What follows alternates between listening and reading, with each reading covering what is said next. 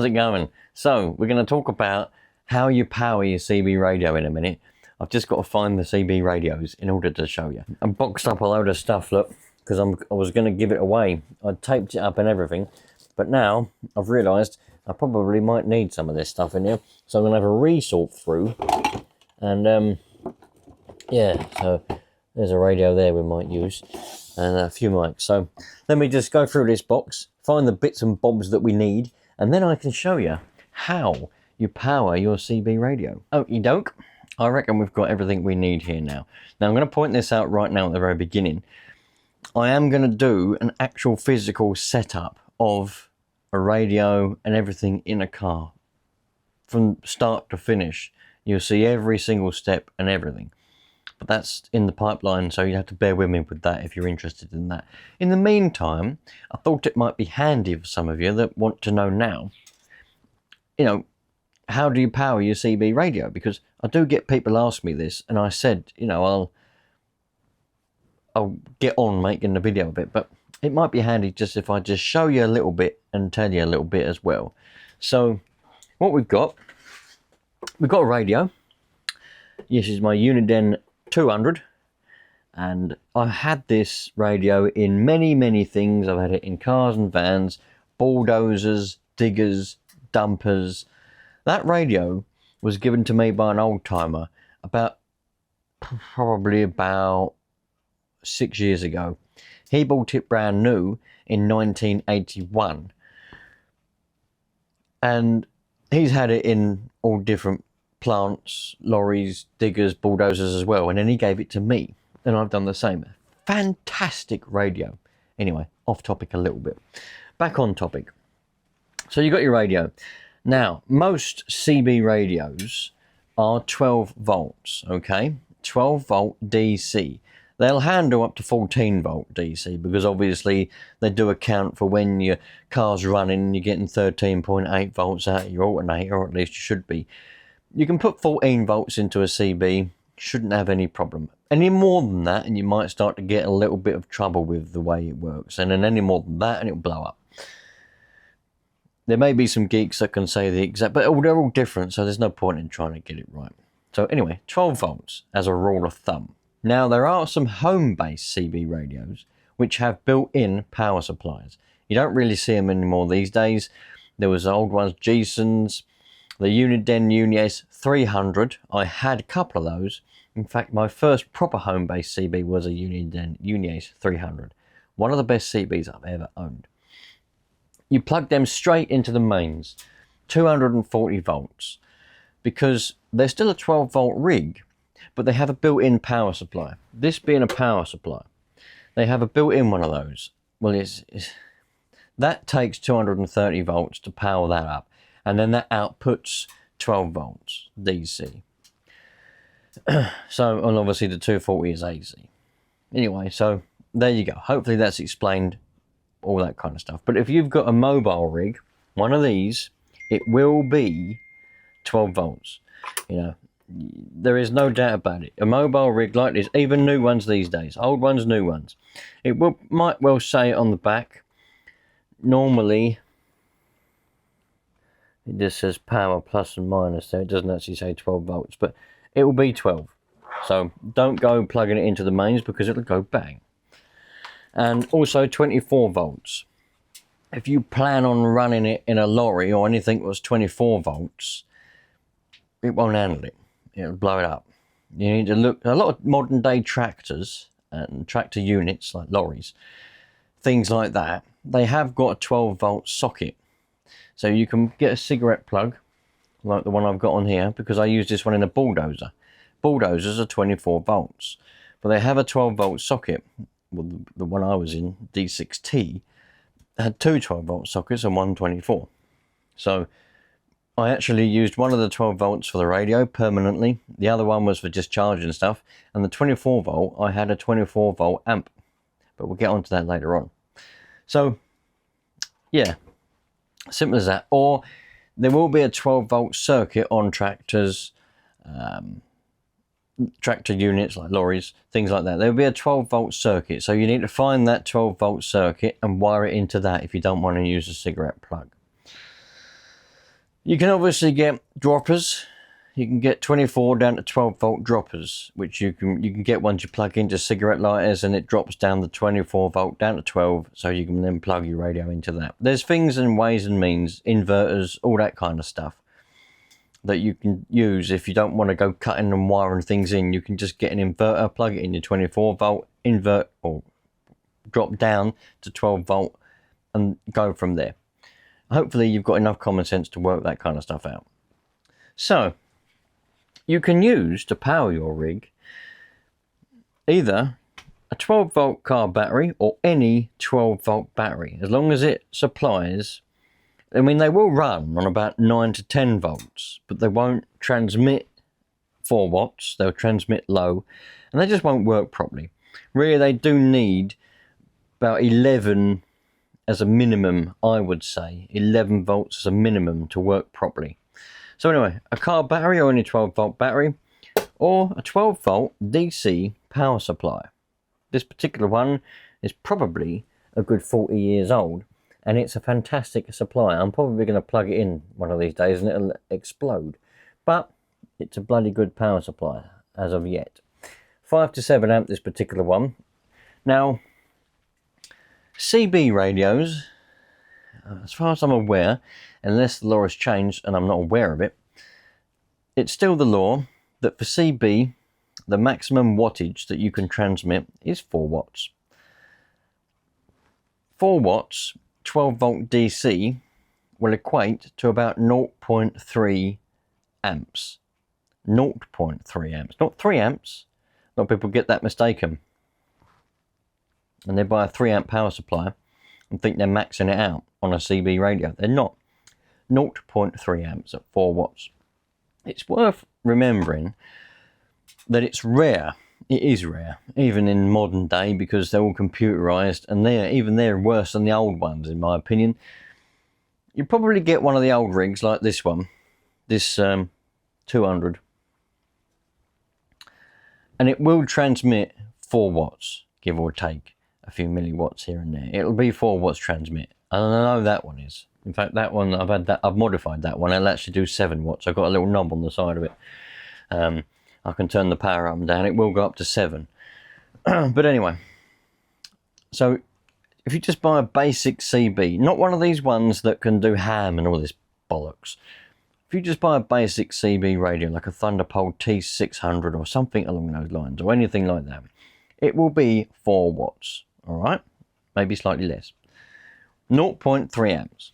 So if you've got yourself a 5 to 7 amp PSU, or just your bog standard 3 amp PSU, you've got plenty of space to let your PSU breathe, because you never want to be running a PSU, which is a power supply unit, in case you hadn't realised, at its full capacity for any long periods of time, because it will wear it out. There's a duty cycle on the PSUs. Normally it's below 50%, but you know what I mean, and that means constant use. But obviously when you're on a CB, you're not really at constant use unless you're really having a good old chat with somebody. So if you've got a PSU, very simple, plug it in.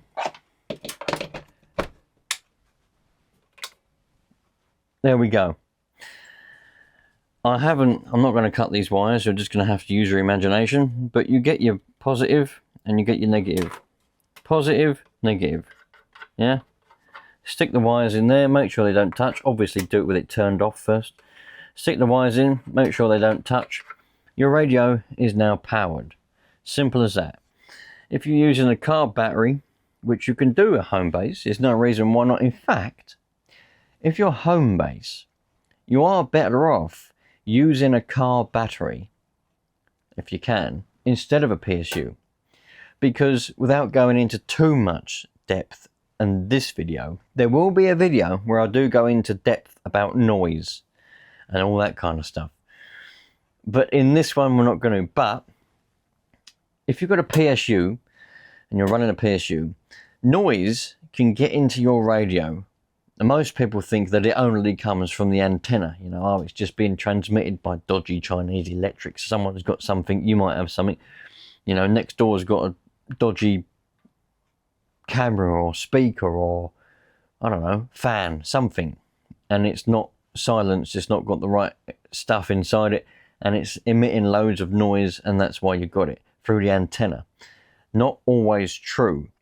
You can get noise into your radio through the mains, believe it or not. In fact, the mains is extremely dirty. There's so much noise going through electric mains, you won't believe it. As I said, there'll be a video. I don't plan videos, but for this particular beginner's CB radio series, things pop into my head sometimes when I've got a bit of spare time. Things pop into my head, and I've been writing them down so I don't forget about them. And I've written down I'm going to do a video on noise because it's fascinating. I love it. You know, the way that the radio works and all that kind of stuff works, it's fascinating. And the fact that noise can come down the electric mains, you know, into your house from the grid, you know, and it can also come from all the different houses on your street. It can go into the mains, travel down, and then go into your house. It's mad.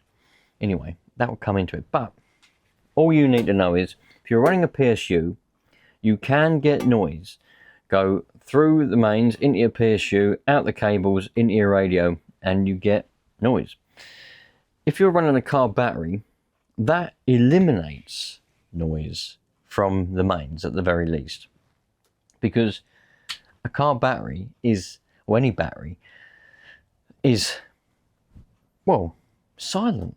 I don't mean you can't hear it. I mean, I don't know about you, but I can't hear it now, but I don't mean like that. I mean, you're not going to get nothing from a battery. That's one of the diagnosis things that you can do to diagnose noise. If you get noise, one of the things you can do is go to your house breaker, electric off. Your home is completely dead of electric. Put your CB or any radio on a car battery and see if you still get that noise. Because if you do, the noise is not your problem. It's not coming from your home. The noise is coming from a neighbour. If it goes away, the noise goes away when you're on a car battery with your electric off, the noise is your problem. But anyway, again, a video will be on diagnosis of noise. So, I think that's pretty much, I haven't really got a lot else to say. People just seem to get confused. I mean, my email inbox is chock-a-block most weeks with people asking me questions about CB radios and stuff. Even when I don't do a video on radio for quite some time, people watch the old videos and then email me questions. If you've got any questions, you can email me by any means. Just go for it. The email address is in might be in the description to the videos. I can't remember if I put it there, but it's in the about thing for this channel. But the best thing to do is to simply comment on whatever video it is you're watching at the time. If it's this one, for example, and you've got a question about radios and batteries and things, just comment, because then not only I see the comment and I can help you, but other people who know what they're talking about will be able to comment back to you and help you out as well. You've just got to take things, be a bit due diligent with it, make sure you're not taking advice from people who don't know what they're talking about. But you know what I mean? I don't know what I'm talking about. I just wing it. I've only been doing radio for 15 years. I ain't got a clue what I'm doing. This particular car battery is the one that I use for ham. I use it for everything. And I use it to power pumps and stuff as well. It's never ever been in a car. Never been in a car before. And yeah, that's why it's got these little clips on it, because I just clip the wires on. Yeah, good battery. So there we go. As I say, you can power it with a PSU. Make sure that it's 12 volts. And something to be wary of. If you decide to splash out and you decide to get yourself one of those fancy variable power PSUs, make sure that you've either got the switch on the back. We better talk about switch mode power supplies. 2 seconds of that. Make sure you've got either the switch on the back switched to 13.8 volts, or if you've got it on variable mode, make sure that it is on 13.8. Most of them have a little click, 13.8 on the meter, because they do, well, my one goes up to 20 volts. And if you've inadvertently got it set to 20 volts and you just go, hey, plug your radio in, you could blow some stuff up inside your radio. I mean, some might be able to cope with 20 volts, but in my experience, they don't. I've been there. That's how I've learned the lesson. Plug the radio in, anyway, and you think, it's a bloody popping, hissing sound. And then you smell the smell, and you think, it's coming from the radio. And you look at the display, and it's like flickering, going on the channel display. And you think, here we go. Yeah, I've been there, trust me. So, yeah, just make sure if you splash out on a variable one, you do that. Now, probably should touch on switch mode power supplies and solid state power supplies. This one, being an old one, is a solid state power supply. Inside it, it's got a transformer, which makes the 12 volts, you know, bzzz, plates move around and all that kind of stuff. And if you touch them, you get a jolly great big shock being there as well. So if you get one of them, brilliant. If you treat it well, you can still buy them in big ones, you know, 60 amps and 120 amp ones. You can still buy them. They're inherently a lot heavier than switch mode. To be honest, I don't really know how switch mode ones really work. All I know is they're electronic. Well, I know they're all electronic because that's electronic. It's all electric in it, but you know what I mean, like digitally. Whereas this one's like mechanical with, I mean, I have done it in the past. Maybe one day I'll take the lid off and we'll go through how power supplies work. I'm trying to explain this in a way that a beginner would understand. I'm picturing that you know nothing. Maybe, I'm not saying you do, but I'm picturing that you know nothing. We might take one apart and I'll explain how they work. But for now, all you need to know is, if you can get one, get a solid state power supply. All right? A good solid state power supply. Switch mode ones. Now, I've got a switch mode power supply. It's in a box somewhere. 60 amp one. And I haven't had any issues with it. So I don't know if maybe I'm just lucky, or the things what other people say are blown out of proportion because they're just idiots. Or maybe they hear this and they jump on the bandwagon and say switch mode power supplies are no good. But there is information out there to say that switch mode power supplies create interference within themselves because of the way they work. There is an offset on a lot of them, a little dial which is called offset. You're supposed to be able to twist that to offset the noise. I've never had any trouble with my switch mode. I've had it for more than 10 years. It literally powers, it's bulletproof pretty much. I've powered amps, I've had it 60 amp, I've had it working as hard as it can work. Fan racing, you know, it's hot. I powered some stuff with it. And I've never had, radio-wise, like noise interference-wise, I've never had a dicky bird. And I know some of you are going to say, well, you have noise, that's why you stopped radio, so how do you know the PSU wasn't the problem? I've done diagnosis things. I tried my other solid state one. I tried a battery. Didn't affect the noise level. It was still as high as it was. That switch mode is brilliant. His switch mode ones are a lot lighter because they don't have the transformer and all the heavy metal stuff inside of them. They're a lot lighter, and I wouldn't say they were cheaper. In my experience, switch mode and solid state PSUs are roughly the same. Solid state might be slightly more expensive, but they're roughly the same. But I would recommend a solid state PSU if you're going to buy a PSU. But switch mode would be perfectly fine as long as it's a good one. Obviously, if you go on funny websites like Alibaba and AliExpress and all them other ones like that, eBay is a bad one. Don't buy one from eBay. You probably might get something which isn't filtered properly, isn't constructed properly, and you may get some bad experiences. If you're going to buy any PSU, any radio equipment that is, get them from a reputable shop. Go to Thunderpole, go to Knights, yeah. There's loads of other shops I can't think of off the top of my head now, but go to an actual shop, yeah. Don't go to Amazon, full of rubbish Amazon. Don't go to eBay because you don't know what you're getting. Just, unless you want to buy a second hand. If you want to buy a second hand, okay, eBay. But if I'm talking about new, please just go to a proper shop, a CB shop that knows what they're selling.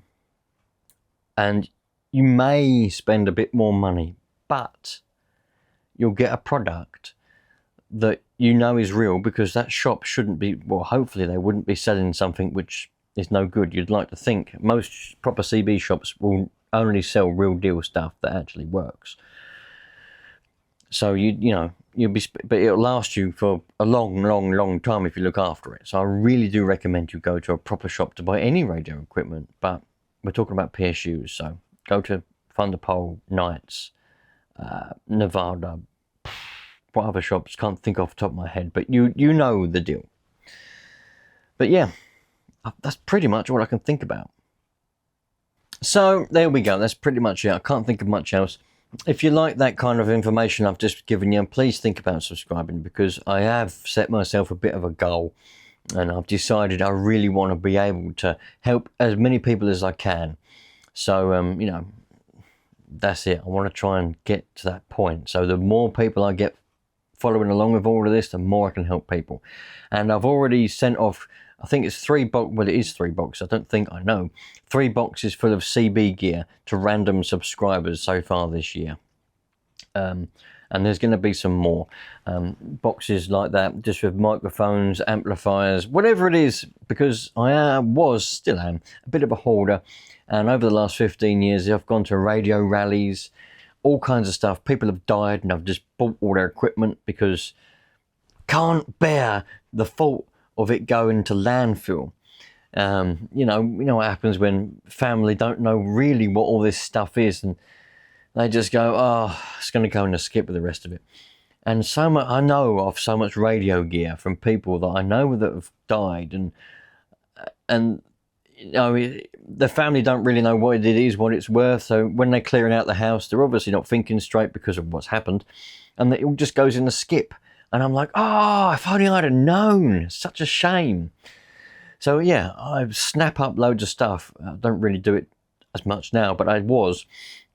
And that resulted in boxes and boxes and boxes and boxes of radio stuff. Microphones, amplifiers, PSUs, radios, stacked to the roofs.